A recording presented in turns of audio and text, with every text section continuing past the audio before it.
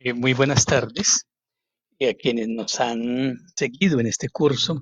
Agradecemos sus comentarios, sus sugerencias, sus aportes que de diferentes países de América Latina, también de España y obviamente aquí desde Colombia nos han hecho llegar al semillero. Son realmente estimulantes. Hoy tendremos la cuarta sesión del curso virtual. La otra semana culminamos esta jornada con con dos sesiones, una dedicada a la relación entre neoliberalismo, patriarcado y el VIH y SIDA, y finalmente nuestra reflexión sobre pues, el contexto del COVID-19. Para la tarde de hoy queremos presentar nuestra reflexión sobre la malaria, una de las terribles pandemias que todavía azota a una gran parte de la humanidad. Y la vamos a conectar con una de las modalidades del capitalismo, en su momento imperialista, que va a consolidarse en el siglo XX. Em, los temas que trataremos esta tarde son, pues como lo hemos hecho en otros momentos, en general sabemos hoy, pues no vamos a agotar todo el conocimiento, sino simplemente una mirada que se sabe hoy de la malaria. La historia ambiental nos sugiere siempre mm, recaer, tener en cuenta la materialidad de nuestros temas ambientales, en este caso la materialidad de la enfermedad, su sintomatología, cómo se expresa en el cuerpo humano, pero a la vez cómo se expresa en las sociedades que la padecen. Luego haremos una mirada histórica general de esa relación entre malaria y sociedad en el mundo y centraremos en la relación entre malaria e imperialismo en el siglo XX. La, creemos que la imagen convencional que en general se tiene sobre la malaria es una dolencia, un malestar que se ha vivido siempre en lo que se llama el sur global, mientras que el norte global, pues nunca lo asociamos en el presente, obviamente, a la malaria. Esto no es del todo, si bien esta es una condición de hoy, efectivamente está centrada la malaria en el sur global. Hasta hace muy pocas décadas, la malaria también fue una condición, una situación que enfrentaron las sociedades europeas, el mismo Estados Unidos, y claro, lograron erradicarla. Y justamente en esa lucha contra la malaria, ¿por qué razón el norte global la erradicó, pero el sur global no la ha erradicado? Relaciones de poder, de economía, esa relación del capitalismo con la naturaleza, eh, no como un determinismo de la pobreza del sur global, sino no como unas relaciones de poder que hacen que la malaria siga siendo una condición de la vida de los pueblos en estas partes del mundo. Para esto, quiero que sigamos, como lo hemos hecho en otros momentos, le demos una mirada a este mapa histórico de la presencia de la malaria en diferentes momentos de la historia del planeta, más que del planeta, de la sociedad humana. Hasta comienzos del siglo XX, hacia 1900, el área de presencia de la malaria en el mundo ocupaba, eh, salvo las regiones más cerca a las zonas polares, toda Europa, gran parte de Norteamérica y gran parte de África, Asia y una buena porción de América Latina eran, pues, padecían la malaria. Claro, era endémica en África y en los veranos del norte se dejaba sentir con mucha fuerza. Pero vemos que luego, a partir de la Segunda Guerra Mundial de 1946, la malaria eh, se va reduciendo y va siendo erradicada de toda Europa y de la presencia de Estados Unidos hasta el punto que hoy este color púrpura que señala la presencia de la malaria como una condición de vida de del norte de la Melanesia, del sur de Asia, de gran parte de África, eh, de una parte importante del norte de Sudamérica, Centroamérica y hasta México. Esta persistencia, es decir, aquí lo que vale la pena pensar es que hizo que desapareciera, fuera erradicada del norte global, pero se mantenga como característica de la salubridad de los pueblos del sur global. De eso es lo que queremos también hablar esta tarde, de esas construcciones históricas, de esas relaciones que el capitalismo ha trazado con la naturaleza y que efectivamente en tiempos del imperialismo crearon esta condición que acentúa aún más la idea de que el norte es desarrollado y el sur es profundamente atrasado, norte-sur global.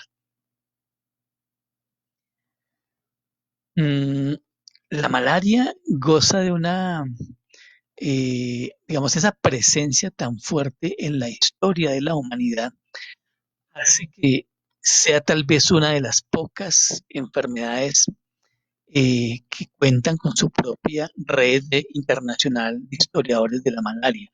Claro, también hay los epidemiólogos, está todo el trabajo de médicos, investigadores, biólogos, ecologistas que abordan la malaria. A nosotros nos interesa mirar cómo la ciencia histórica y las ciencias sociales también la han abordado. Es una enfermedad que tiene también un día especial, el próximo, hoy estamos a jueves, el próximo sábado será el Día Mundial de la Malaria. eh, y tiene esa red de historiadores internacionales de la malaria, de la cual hace parte un historiador que hemos trabajado aquí en el curso, Frank Snowden. Tiene varios libros que nos han servido para esta sesión. Está el texto de Snowden, La conquista de la malaria en Italia. Está el texto de Snowden que publicó antes de que estallara la pandemia del coronavirus en noviembre de 2019, que también lo hemos colgado en el Drive que acompaña este curso, en la epidemia y sociedad de la peste negra, desde la peste negra hasta el presente. También otro trabajo que hace en colaboración de Snowden con Richard Bocala, el desafío global de la malaria. Y para esta sesión nos fue de mucha utilidad ese trabajo de investigación de Karen Masterson, una bióloga historiadora que hace un trabajo en torno a lo que ella llama el proyecto Malaria en Estados Unidos durante la Segunda Guerra Mundial. Eh, Fue tan o más importante, pero obviamente menos conocido, que el proyecto Manhattan que dio origen a la bomba atómica.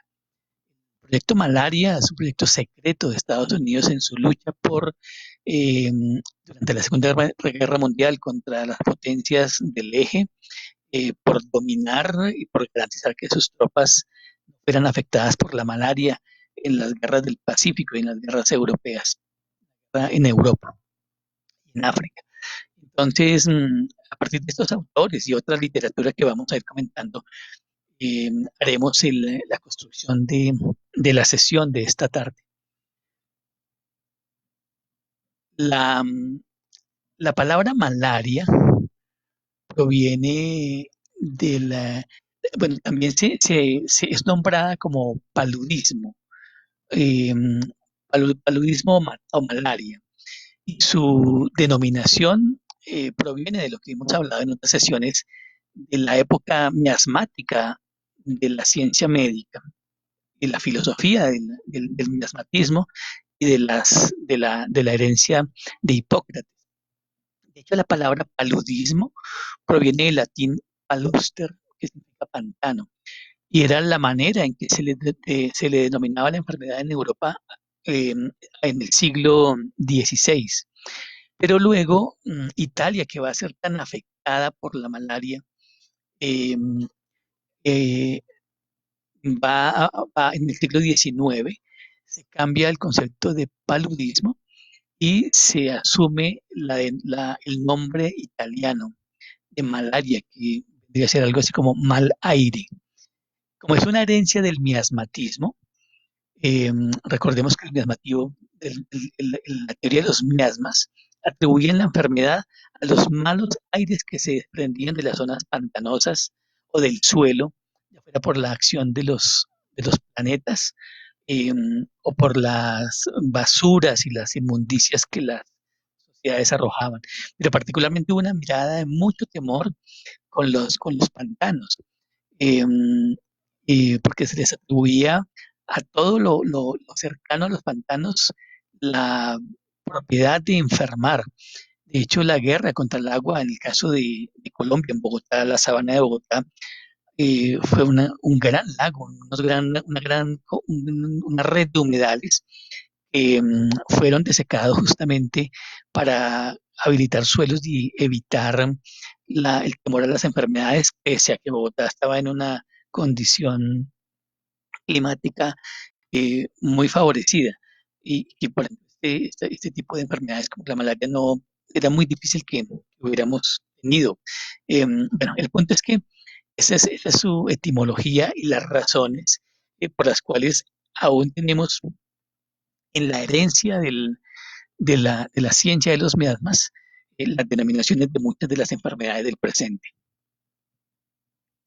Em, Hemos dicho que la ciencia imperialista, la ciencia colonial, mm, va a dar origen a la nueva manera de ver la naturaleza y de ver las enfermedades con la teoría de los microbios, con la época microbiana o bacteriológica. Y justamente la malaria va a ser estudiada la enfermedad.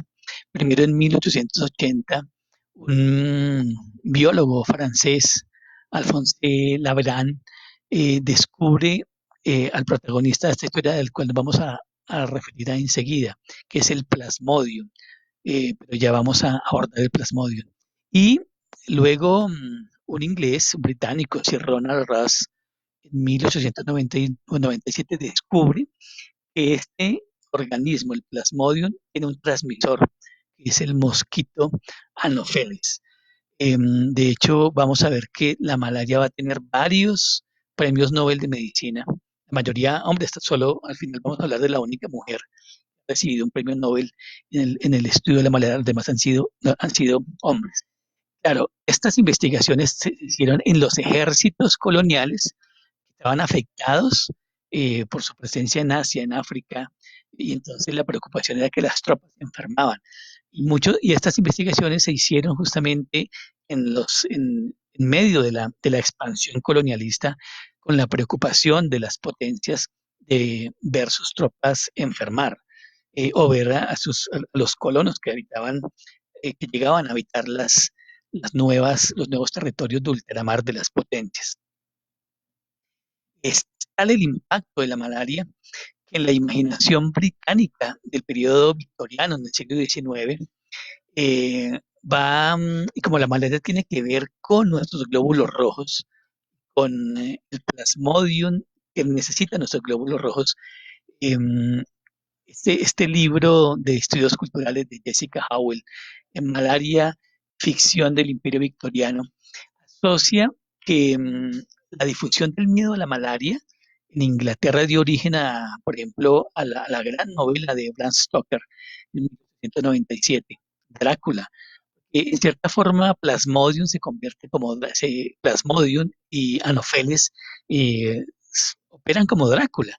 Y entonces la imaginación literaria eh, convierte a Drácula en una representación, como lo han analizado estudios de las ciencias sociales y la historia, Drácula cercano a la idea de la malaria porque tiene que ver, se alimenta de los glóbulos rojos humanos. El protagonista, como le hemos dicho en estas sesiones, ese actor no humano que hace esta historia, es entonces el Plasmodium. Plasmodium es estudiado por lo que se llama las ciencias de la malariología, que incluye historiadores, obviamente médicos, biólogos, infectólogos, ecologistas, una red interdisciplinaria que estudia. Entonces sabemos hoy que el Plasmodium es un protozoario. Hasta el momento habíamos hablado de las bacterias y de los virus, pero también hay un reino del reino protista, es un reino de la naturaleza son, no son bacterias, son seres vivos Bueno, las bacterias también son seres vivos, pero estos son macho y hembra, tienen reproducción sexual y asexual. Em, y ellos, según los científicos, su historia biológica es que en, en el tiempo geológico del pasado, posiblemente era una forma de alga prehistórica, porque aun cuando se estudia al plasmodium, se encuentra que tiene la maquinaria de la fotosíntesis, que habitaba en los mares o en las zonas, en los cuerpos de agua, tenía una función de oxigenar, justamente de producir la fotosíntesis, la función de las algas. Pero ¿cómo entonces pasó a los humanos? Es una historia fantástica de eso que Engels llamaba la dialéctica de la naturaleza. Entonces, lo que se entiende es que este, este, mm, este antiguo protozoario de ese reino, que es tan importante en la naturaleza, los protistas, en una de sus dimensiones que son los parásitos, diferentes a las bacterias y obviamente diferentes a los virus, tuvo que haber entrado en contacto con los huevos de lo que nosotros llamamos en Colombia, creo que solo en Colombia, los zancudos o en general el mosquito.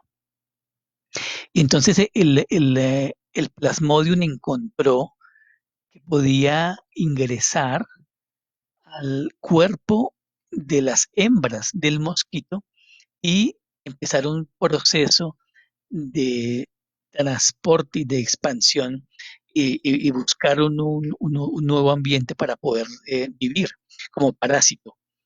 Em, este es un parásito supremamente complejo porque se dicen los investigadores que tiene por lo menos 7 transformaciones diferentes en todo su proceso de vida, cada es distinta.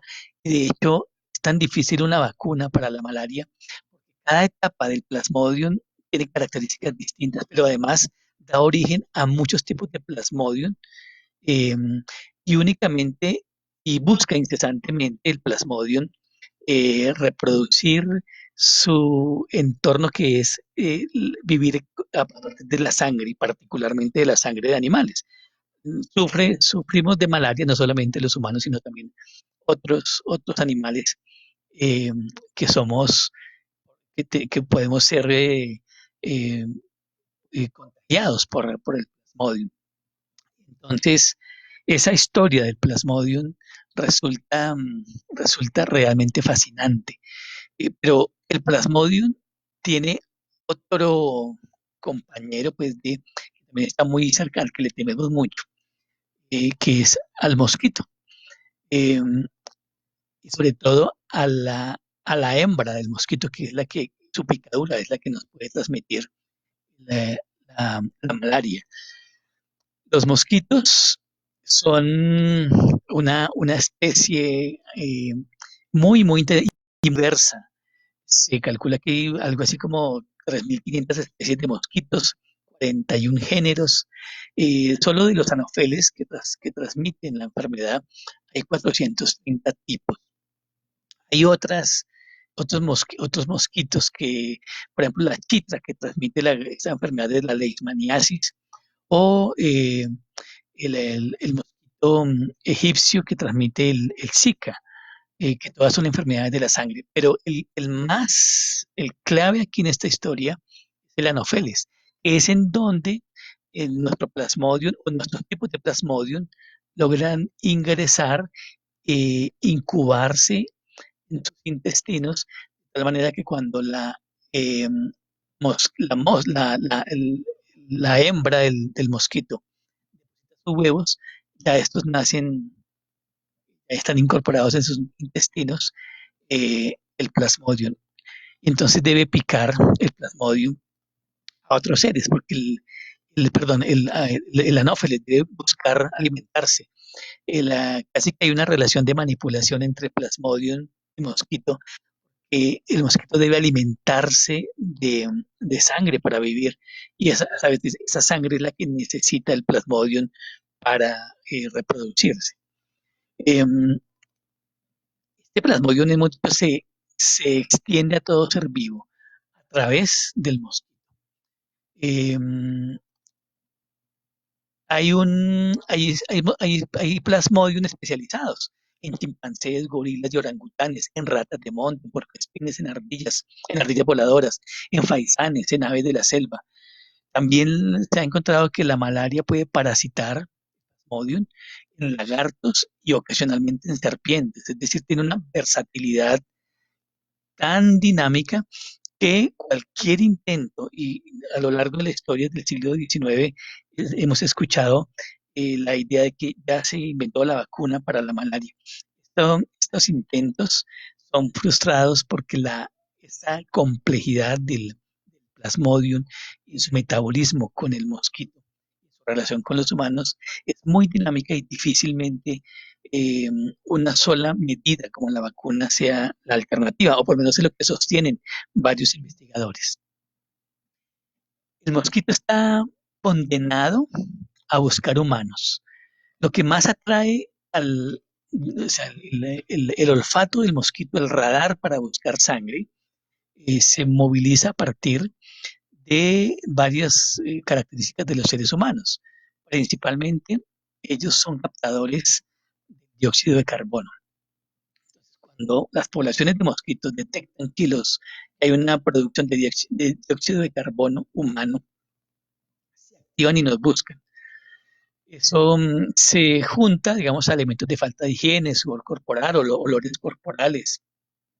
Pero también recientemente al uso de perfumes y cremas e incluso colores que hacen más atractivo. Sin embargo, se está establecido que em, no a todos los seres humanos pica el mosquito, muerde el mosquito. Tenemos un escudo natural, un conjunto de bacterias en la piel que hacen depender al mosquito, a la mosquita, pues, a determinar qué cuerpo eh, va a picar. Esto lo han descrito los biólogos, eso es un proceso supremamente complejo, también para que el mosquito sobreviva, em, por su fragilidad, de sus alas, de su tamaño, del ruido que hace, el zumbido, pues que sobreviva también a los ataques humanos contra esta especie que es portadora del plasmodio. Pero una vez que ha picado y que ha introducido su aguja en la piel humana, Plasmodium sabe que va a ser atacado por todo el sistema inmunológico humano. Por eso, la primera etapa es que se refugia en el hígado y en el hígado no es detectado por el sistema inmunológico. Luego lanza una descarga eh, a los glóbulos rojos e infecta el contenido de la sangre, de tal manera que cuando otro mosquito, infectado o no, vuelve a picar, va a llevarse una nueva variedad de Plasmodium que ya ha pasado por la adaptación al cuerpo humano. Entonces, de tal manera que convierte al mismo ser humano en un vector. Esto en la historia biológica del Plasmodium, la difusión de la enfermedad tuvo que ver con las agrupaciones humanas, porque en las sociedades nómadas o de poca población, pues era muy eventual el encuentro entre eh, Plasmodium, Anopheles y humanos. Pero una vez que se han concentrado los humanos, que han eh, establecido, por ejemplo, apertura de bosques, de selvas para la agricultura, pues van creando nichos favorables a la reproducción del mosquito y de la transmisión de Plasmodium, que puede eh, extenderse no solamente de humano a humano, sino que incluso en mujeres embarazadas, que es el gran problema que sufrimos hoy, embarazadas con malaria, transmiten a sus fetos en el útero eh, al Plasmodium. Eh, esta enfermedad es brutal.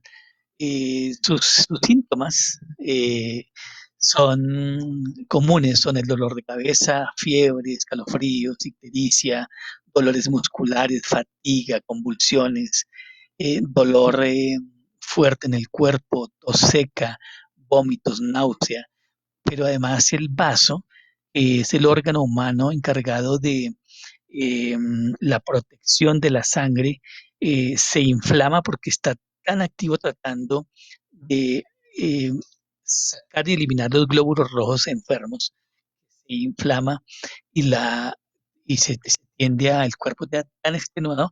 Hoy fundamentalmente mueren los niños, porque el sistema todavía inmunológico y todo el trabajo corporal para afectar la enfermedad es demasiado. En condiciones de pobreza, pues obviamente eso se incrementa. Según Médicos Sin Fronteras, cada año tenemos 212 millones de enfermos de malaria, hay 430.000 muertes al año, el 70% de esos muertos son niños menores de 5 años, y es la enfermedad que es más frecuente en los hospitales del sur global. Es decir, es una, su magnitud es enorme. Una mirada histórica en general nos diría que ha estado presente en diferentes sociedades desde la antigüedad. Los historiadores, historiadores que trabajan la historia de la enfermedad, dicen, por ejemplo, que Tutankamón murió de malaria, que Alejandro Magno murió de malaria o que Gengis Khan murió de malaria. De hecho, Robert Salares, este historiador de la malaria en Italia, plantea que la caída del Imperio Romano hacia el siglo tercero de nuestra era pudo haber estado asociado a la magnitud de la enfermedad sobre el ejército de Roma, que fue debilitado por la malaria. Eh, Este plasmodium que infectaba a Europa y sobre todo al imperio, eh, en este libro se dice que algo que se ha pasado desapercibido en la mirada de las sociedades es justamente la relación con actores no humanos. Y es muy posible, digamos, que no la única causa, pero sí un factor importantísimo en la crisis de imperios, son estos actores no humanos como el Plasmodium o el mosquito Anopheles. Em, Durante la expansión colonial del siglo XVI, XVII y XVIII, los europeos sufrieron de malaria. Entonces, la ilustración, recordemos que en América Latina, tanto los europeos, los españoles como los ingleses y franceses desarrollaron esas grandes expediciones botánicas buscando eh, plantas no solamente para el comercio, no sino para el comercio, sino también para su salud. Aquí recomendamos el libro de Mauricio Nieto, profesor historiador y profesor de la Universidad de los Andes, su libro del año 2000, Remedios para el Imperio, una historia natural y la apropiación del Nuevo Mundo. Hay varios trabajos sobre la malaria en este periodo, en este momento colonial, eh, y cómo el encuentro con una planta, un árbol, la quina, que es un alcaloide, se llegó a convertir durante el siglo XVIII-XIX en la principal estrategia para vencer la malaria. Eh, la idea de que era una condición colonial, esta caricatura del siglo XIX que muestra a un soldado francés enfermo, agotado, agobiado por la malaria, pero que una vez toma la quinina, que es un alcaloide que contiene esta cáscara del árbol, lo vuelve rozagante y sano. Em, si bien el tratamiento con quinina servía para amainar los síntomas de la malaria y sirvió para recuperar sobre todo tropas coloniales, los efectos secundarios durante el siglo XIX se convirtieron en un obstáculo a su uso. Tenía reacciones alérgicas, se sentía picazón, había un descenso grande de los niveles de azúcar en la sangre, provocaba pérdida de audición, la enfermedad del tinnitus, mucho dolor de cabeza, mareos, debilidad. Entonces, ese alcaloide también opera como un veneno. Eh, De hecho, hoy está en debate la propuesta del presidente Trump de tratar el coronavirus, el COVID-19, con drogas que tienen como base la quinina. Hay un debate grande en el mundo porque se considera que así como se demostró en la lucha contra la malaria, que no fue eficiente y que generó otros problemas, si bien salvó vidas, también mató a otros. Algo así como el dicho que el remedio resultó más costoso que la enfermedad. El punto es que los imperios coloniales tienen mucho problema con el consumo de la quina, y la quina va a exportarse desde África, desde Asia y desde América Latina hacia Europa y Estados Unidos en cantidades durante los siglos XVIII y XIX como la cura perfecta, pese a sus efectos contrarios. Em, pero la quina se agota y el capitalismo tiene que buscar otra alternativa para vencer o bien al mosquito o para tratar al cuerpo, que es como el dilema de hacer. ¿A dónde apuntar la investigación? Atacar el mosquito, exterminarlo, lo que implica sus entornos, nichos ecosistémicos, o matar al plasmodium en el cuerpo humano. En eso va a darse el giro de la ciencia imperial, sobre todo en la época del imperialismo. Entonces aquí es donde empieza a darse la división entre las estrategias para el norte y el sur global de lucha contra la malaria. Simplemente quiero referenciar un fragmento de una novela latinoamericana, Luna Verde, del panameño Joaquín Beleño, escrita en el 61. Hay toda una narrativa del Canal de Panamá, porque el Canal de Panamá, desde su construcción, un gran obstáculo a su construcción fue la malaria. Y de hecho los Estados Unidos, pero también los franceses inicialmente, tuvieron mucho problema con la malaria.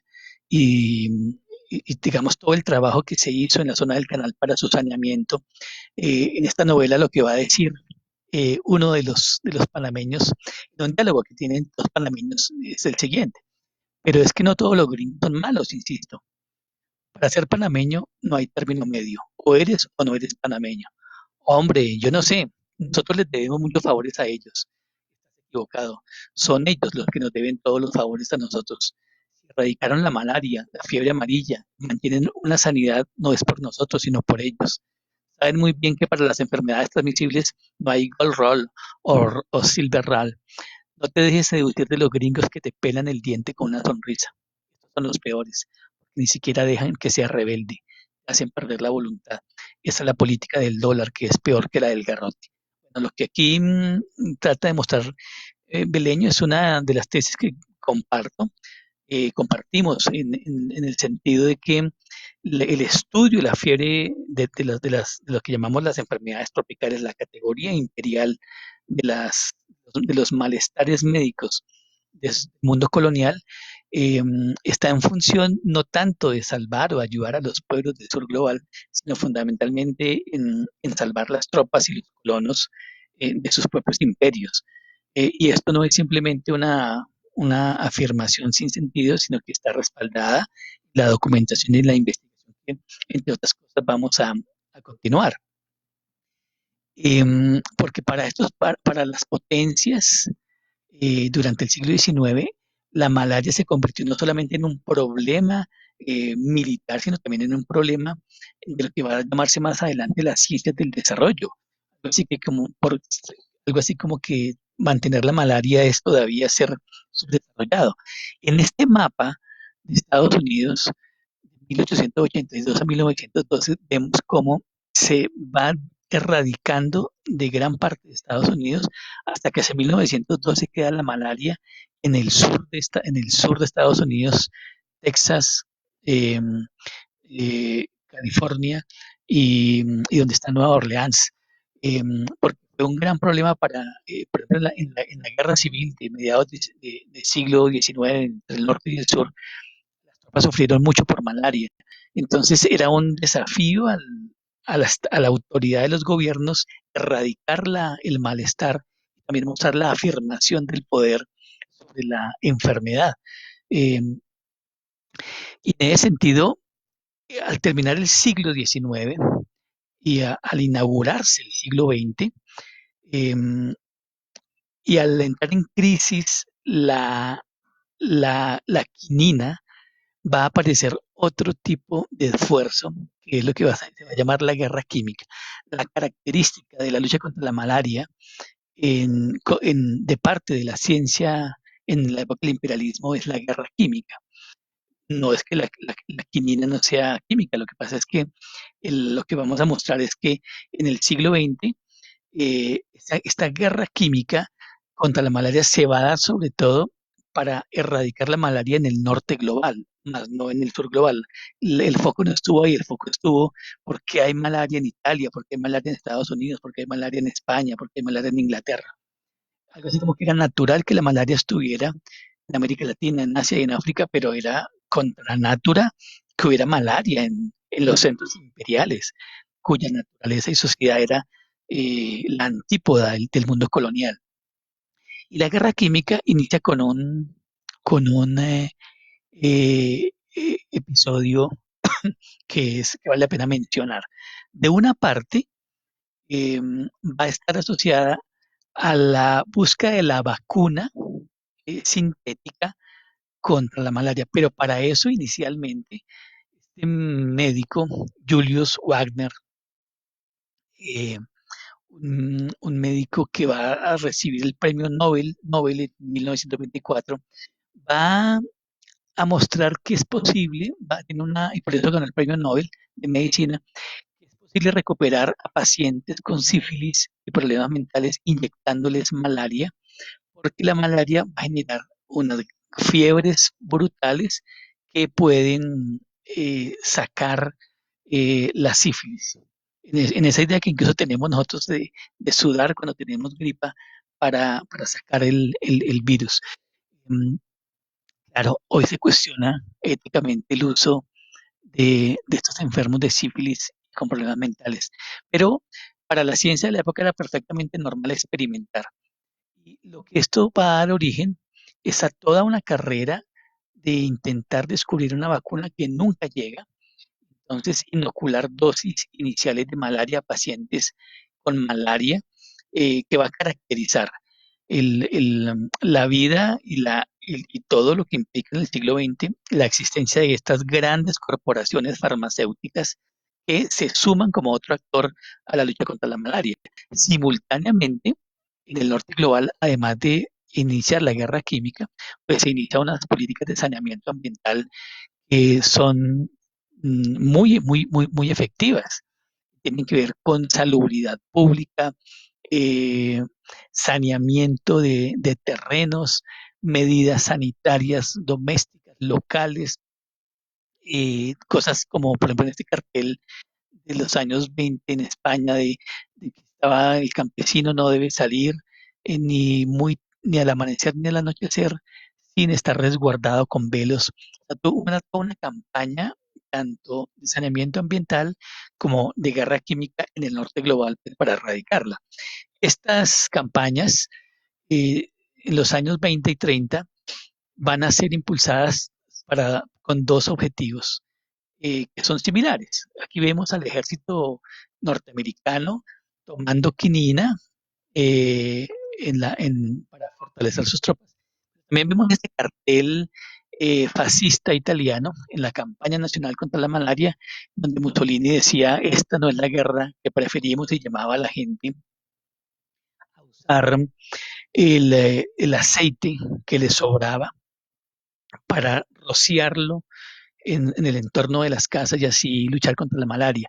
De hecho, hay varios trabajos. El mismo trabajo de Snowden sobre la conquista de la malaria en Italia muestra eh, cómo para el fascismo italiano era todo un desafío mostrar su superioridad sobre sus contrincantes erradicando la malaria.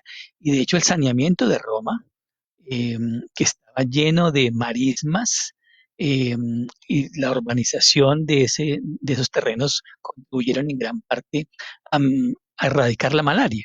Eh, para esto van a ser, para el siglo XX, la- las teorías del desarrollo y, y las guerras mundiales van a ser definitivas en la erradicación de la malaria en el norte global.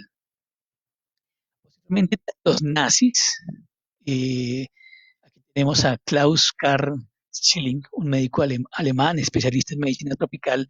Recordemos que tanto los nazis en el control del norte africano, también en su preparación para la guerra en territorios distintos al norte global, eh, implicaba mm, tener sanas las tropas alemanas. De hecho, experimentaron inoculando eh, a prisioneros, no solamente judíos, sino a comunistas, homosexuales, gitanos. Entonces, eh, Schilling va a ser el médico que junto con Himmler instala un instituto entomológico en el campo de concentración de Dachau, donde inocula malaria a prisioneros y está en una loca carrera desesperada por encontrar la vacuna, porque va a ser definitiva cuando en su proyecto de que la guerra se iba a extender también al Pacífico en apoyo a Japón contra de Estados Unidos y en territorios de la Unión Soviética, del sur de la Unión Soviética, bien afectados por la malaria. Entonces, para los contrincantes, tener la cura de la malaria se convertía también en una carrera que podría guardar proporciones en la intensidad de la búsqueda a la que hoy tienen las farmacéuticas por encontrar la vacuna contra el COVID-19. Pero si bien ellos, los nazis fueron derrotados y Schilling fue juzgado aquí en Nuremberg por crímenes contra la humanidad por estos experimentos y fue ahorcado. Esto no fue una particularidad de los nazis. También el ejército estadounidense está documentado que en la Segunda Guerra Mundial sus médicos inocularon malaria a prisioneros en la penitenciaría de Stateville, en Illinois. Porque también Estados Unidos, desde antes de la guerra contra Japón, sabía que iba a ingresar a la guerra, que necesitaba ingresar a la guerra para poner su hegemonía mundial y que iba a encontrar no solamente japoneses, sino ese temible enemigo que era la malaria. Y en eso se inicia esto que llaman el proyecto Manhattan, porque las tropas norteamericanas en las islas del Pacífico, en la guerra que se da en el Pacífico, se van a enfermar de malaria, se van a debilitar y van a sufrir mucho. Entonces, para el imperialismo estadounidense, salvar sus tropas implicaba era una necesidad fundamental en la lucha por la hegemonía mundial, salvarlas de la malaria, porque lo que necesitaban eran soldados sanos, soldados combatientes y no soldados famélicos, afiebrados y postrados. Y en ese sentido es que surge lo que eh, Karen Masterson nos plantea el famoso proyecto Malaria como una iniciativa de estas farmacéuticas poderosas privadas con el Departamento de Estados Unidos y entonces reclutan a investigadores, traen gente que ha migrado de Europa, que trabajaron con los nazis y los reclutan con biólogos, todo un trabajo interdisciplinario para darle una salida a la malera como condición del triunfo de la guerra en el Pacífico. Así es que llega a Estados Unidos Paul Hermann Müller, un químico suizo, y va a ser el invento decisivo en la guerra contra la malaria, en la Segunda Guerra Mundial, en la guerra contra el Japón. De hecho, no gratuitamente, Müller fue galardonado con el Premio Nobel de Medicina en 1948. Lo que Müller va a descubrir y a difundir es el famoso DDT, un químico que extermina el mosquito. Eh, la, mientras los nazis buscaban la vacuna, pues también los norteamericanos para tratar el cuerpo, lo que hacen los norteamericanos es cómo erradicar el mosquito. Entonces encuentran en este químico poderoso, el DDT, una sustancia que elimina al mosco, el zancudo, la clave, y con esto van a fumigar los campamentos, las islas. Ahí lo que cuenta el proyecto Malaria de Masterson es que cientos de miles de toneladas de químicas fueron arrojados sobre los mismos soldados norteamericanos, sus campamentos y las islas del Pacífico, en donde se libraba también la guerra, la Segunda Guerra Mundial. Tal el éxito del DDT, que se convirtió en un objeto de consumo y de modernidad. Eh, los carteles, por ejemplo, ese cartel del Time, junio 30 de 1947, en donde dice el DDT es bueno para mí, entonces es bueno para las manzanas, para los perros, para la ama de casa, para la vaca, para los pavos, para las gallinas. Eh, entonces se muestra como el más efectivo, el campeón de los campeones que extermina los insectos. Y a partir de la guerra, ya hemos dicho, se inunda de DDT el Pacífico en la guerra, y esto efectivamente tiene un efecto. Logra que las tropas se pongan a salvo, que estén protegidas, pero como ha ocurrido en la historia de las ingenierías, aquello que resulta exitoso en la Armada, en el ejército norteamericano, transita a los servicios civiles, a los servicios públicos y se convierte se difunde con gran éxito. Mi investigación sobre las basuras, por ejemplo, sobre el relleno sanitario. El relleno sanitario como una forma de deshacerse de la basura también surgió en la Segunda Guerra, o más bien se mostró su efectividad en la Segunda Guerra Mundial y usado por las tropas. Y una vez terminada la guerra, pues se convirtió en la panacea que se exportó a todo el mundo y hoy padecemos los efectos del relleno sanitario. Pero bueno, em, fue tal la fiebre del DDT que estas imágenes de archivo muestran cómo DDT se consideraba absolutamente no, inocuo para los seres humanos, para el resto de la vida, que solamente destruía mosquitos. Entonces en las playas, estas fotos terribles de niños siendo rociados con DDT en las décadas del 50, y también Estados Unidos y Europa eh, fueron inyectados por estas dosis del poderoso insecticida que se decía no tienen ningún efecto sobre los seres humanos. Em, Esto sin duda contribuyó efectivamente al saneamiento del territorio, pero además de sanear las playas y las tropas, el DDT pasa a la agricultura y se convierte en el agente principal de lo que va a conocerse como la Revolución Verde. Y toda esta industria de los pesticidas, la industria química norteamericana, y sus grandes empresas, exportan por todo el mundo la idea de que para que tengamos un acceso a la agricultura y estemos libres de malaria en la nueva agricultura agrocomercial que surge después de la Segunda Guerra Mundial, eh, debe estar acompañada del DDT, a tal punto que el DDT se muestra como inocuo y como parte del consumo doméstico. En estas imágenes publicitarias, donde el ama de casa aparece rociando DDT el cuarto del bebé, como eh, algo como parte del mobiliario cotidiano de las personas. Pues bien, el DET va a tener también su momento de crisis, porque los impactos sobre la salud y el medio ambiente no tardan en evidenciarse. Y va a ser una bióloga, mm, Rachel Carson, norteamericana, y un libro que se convierte en el libro clave, clásico del movimiento ambientalista norteamericano, escrito en 1962, Primavera Silenciosa. Carson hace una investigación, testifica ante el subcomité del Senado sobre pesticidas y muestra el resultado de lo que está pasando. Claro, a Carson le preocupa fundamentalmente la sociedad norteamericana, bueno, digamos que también el mundo, pero en este momento están preocupados por el norte global. Entonces ella, en su libro, en su informe, va a decir que dice esto: por primera vez en la historia del mundo, todo ser humano está ahora en contacto con productos químicos peligrosos, desde el momento de su concepción hasta su muerte. Se han encontrado en peces en remotos lagos de montaña, en lombrices enterradas en el suelo, en los huevos de los pájaros y en el propio hombre.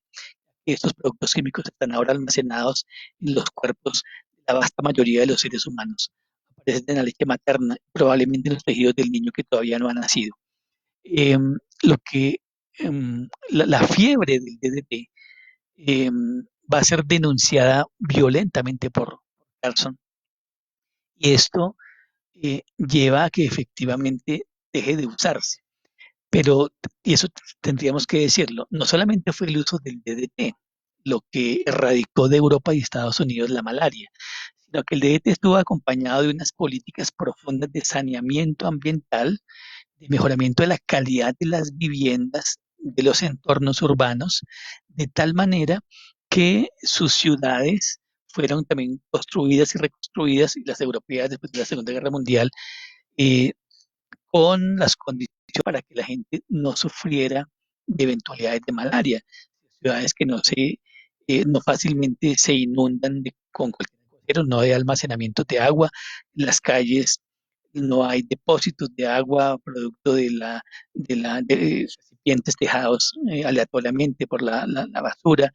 Entonces, la guerra química y las campañas de saneamiento ambiental de Europa y Estados Unidos efectivamente erradicaron hacia la década del 60 la, la malaria. Son países que tendría que pasar algo allá muy complejo, decir, que cayeran las políticas de saneamiento ambiental para que la malaria retornara y volviera a hacerse endémica en esas sociedades como lo fue hasta, hasta la Segunda Guerra Mundial.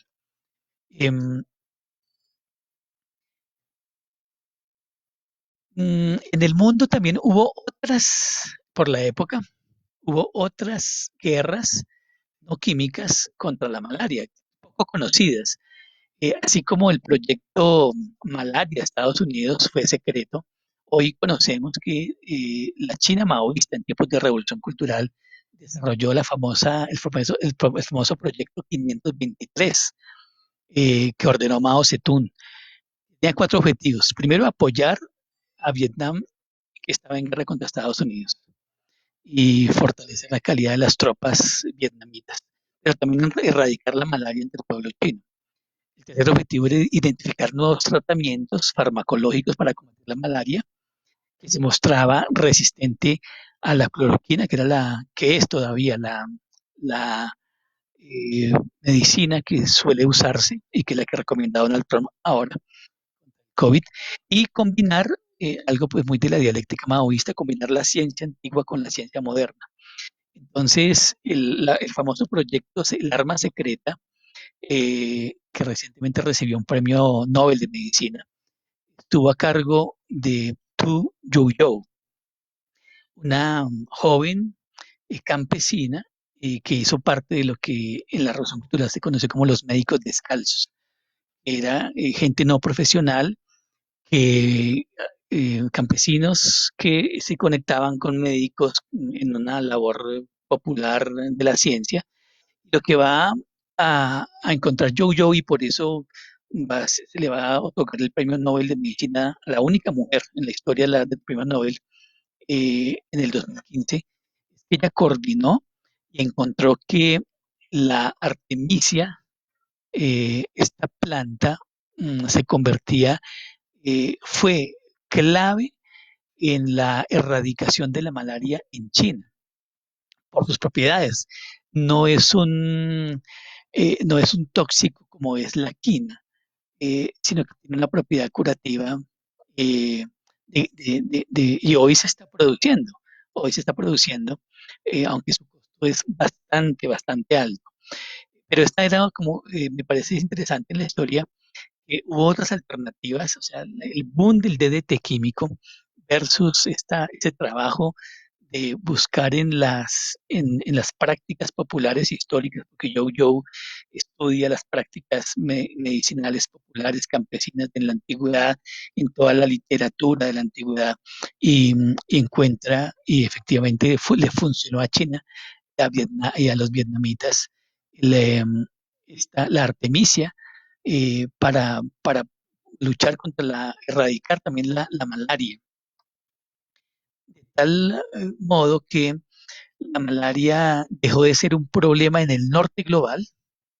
Los mapas de hoy pues no aparecen en el norte global, ni aparece pues con fuerza en China, pero en cambio eh, es el problema del sur global, de esta región del mundo que la sigue padeciendo. Efectivamente aquí tiene que pasar aquí pasaron dos cosas. De un lado, la ciencia imperialista en las guerras y en la teoría del desarrollo eh, pusieron el foco en cómo erradicar de sus territorios la enfermedad, porque asumían que el sur global pues tendrá que esperar y buscar su camino al desarrollo, pero no fue prioridad. Una vez que se dio aquí el saneamiento y se erradicó la malaria del norte global, también ocurrió algo, y es que la industria farmacéutica, después de dejar de usar el DDT, explorar la vacuna de la malaria, perdió interés. Y desde los años 70 del siglo XX, la industria farmacéutica se ha orientado a aquellos renglones del mercado que son más rentables. Por ejemplo, de eso hablaremos algo, es que en Estados Unidos la industria del Viagra para la virilidad masculina concentra el esfuerzo de las grandes farmacéuticas, mientras que pensar en remedios para el sur global pues deja de ser algo rentable porque son pueblos que no tienen recursos para comprar la medicina, en cambio el mercado de la virilidad es poderoso y entonces eh, hacia allá se privilegia la investigación, que es una de las razones por las cuales eh, en el sur global diríamos que hay un frustrante negocio de investigación sobre la malaria para erradicarla en nuestros territorios, ¿no? Y que se hace cada vez más complejo. De hecho, todos los llamados y los anuncios de que la vacuna ya va a salir se frustran rápidamente, porque decíamos que existen por lo menos cuatro especies principales de Plasmodium: el Falciparum, el Vivax, el Ovale y el Malarié.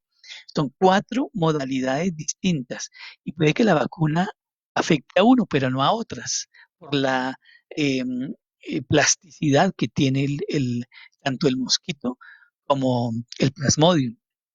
Ya decíamos que las multinacionales farmacéuticas se han orientado hacia mercados más rentables y la investigación que se hace en malaria tiene mucho de fraude, unas y medicamentos sin efectividad o falsos, pero además el sur global sufrimos unos modelos de urbanismo desordenado y precario que expone la gente a enfermedades, el agronegocio eh, que se expande talando y deforestando, y la deforestación de bosques y selvas activa mucho más, le da nuevas oportunidades al mosquito para que entre en contacto con las sociedades del sur global, las guerras, la destrucción de infraestructuras, la precariedad de los migrantes, de los desplazados, realmente esto se convierte en nuevos vectores en el sur global.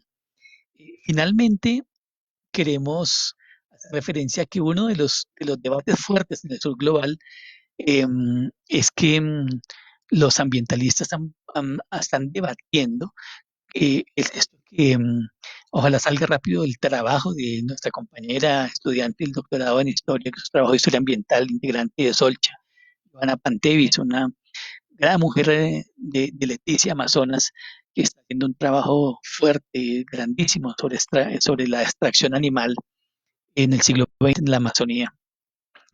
Y efectivamente es que parte de esa extracción animal, pues no solamente del Amazonas, sino de la fauna, porque como ya no hay judíos ni prisioneros y ya las normas humanitarias prohíben la experimentación en ellos, los laboratorios han puesto su mirada en especies animales como los monos.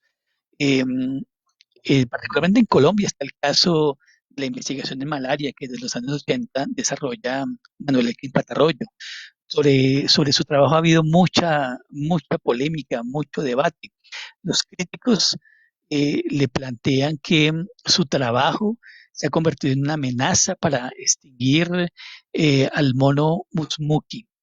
Lo hace porque para cazarlo, eh, para ese proyecto que a la fecha tiene algo así como 20.000 monos, muchos de ellos mueren, otros son liberados, según se denuncia, liberados, pero también eh, mm, con rastros de la malaria en ellos mismos, sobreviven pero con malaria, y que le cuestionan que su tesis de que solamente la vacuna la va a obtener a partir de la experimentación con monos, eh, le ha llevado a muchos problemas.